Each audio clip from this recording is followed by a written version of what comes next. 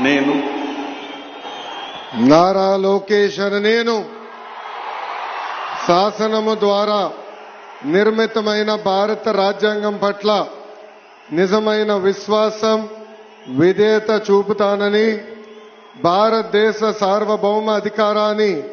సమగ్రతను కాపాడుతానని ఆంధ్రప్రదేశ్ రాష్ట్ర మంత్రిగా నా కర్తవ్యాలను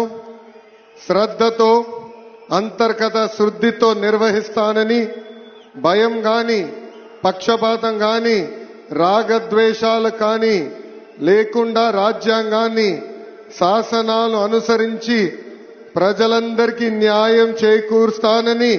దైవ సాక్షిగా ప్రమాణం చేస్తున్నాను. నేను నారా లోకేష్ అనే నేను ఆంధ్రప్రదేశ్ రాష్ట్ర మంత్రిగా